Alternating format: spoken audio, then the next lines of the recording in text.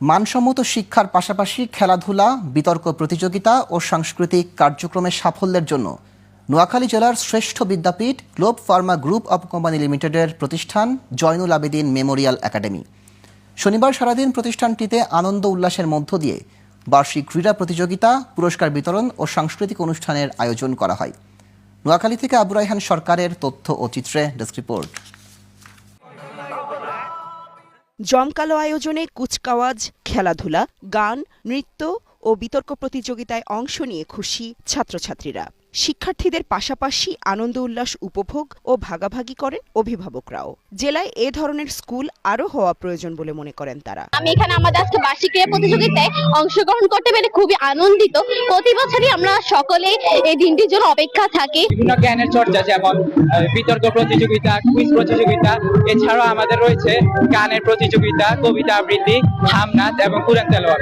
এটার মাধ্যমে কিন্তু আমাদের যে মানসিক বিকাশটা আরো বৃদ্ধি পায় এবং আমরা এটার মাধ্যমে অনেক জ্ঞান লাভ করতে পারি। আমরা বাংলাদেশ এবং বিশ্ব সম্পর্কে অনেক তথ্য, অজানা তথ্যগুলো জানতে পারি এইসব প্রতিযোগিতার মাধ্যমে। সাংস্কৃতিক অনুষ্ঠান, খেলাধুলা এগুলো প্রতিনিয়তই হতে থাকে। এর থেকেও বেশি আকর্ষণ হলো বিজ্ঞান মডেল। প্রথমে বলবো, কারণ স্কুলের ডিসিপ্লিনটা হচ্ছে অন্যরকম। আপনার পুরো নোয়াখালীতে স্কুলের ডিসিপ্লিনের সাথে আপনি অন্য কোনো স্কুলের ডিসিপ্লিনের মিল পাবেন না। খুবই ভালো লাগছে, কারণ সকাল থেকেই মনোমুগ্ধকর অনুষ্ঠান ছিল। অনুষ্ঠানের একেবারে শুরু থেকে এই পর্যন্ত আসলে চমৎকার। পড়াশোনার মান ভালো, কম্পারেটিভলি অন্যান্য স্কুলের চেয়ে অনেক ভালো, এবং সবচেয়ে ভালো লাগে এই স্কুলের ডিসিপ্লিন। কঠোর পরিশ্রম ও খেলাধুলার মাধ্যমে ছাত্রছাত্রীরা শারীরিক ও মানসিক সুস্থতা লাভ করে। খেলাধুলা শিশুর সৃজনশীলতা ও কল্পনা বিকাশেও সহায়তা করে। পাশাপাশি ভ্রাতৃত্ব, সহমর্মিতা ও নেতৃত্বের গুণাবলী অর্জন করাও প্রয়োজন বলে জানান স্কুলের অধ্যক্ষ। আমরা সবার আগে গুরুত্ব দিচ্ছি শৃঙ্খলা, কারণ আমি মনে করি যে শৃঙ্খলার ভিত্তি তৈরি হলে জীবন সাফল্যের দিকে এগিয়ে যায়।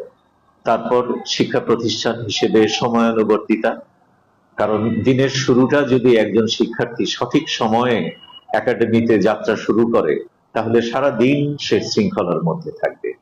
আরেকটা বিষয়, সেটি হচ্ছে ক্লাসরুম টিচিং, শ্রেণীকক্ষে পাঠদান, এটি আমরা নিশ্চিত করছি।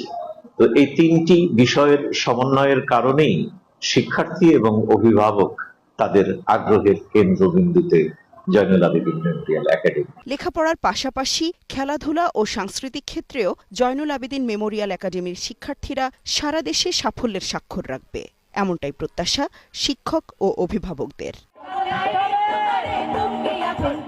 Global television news desk.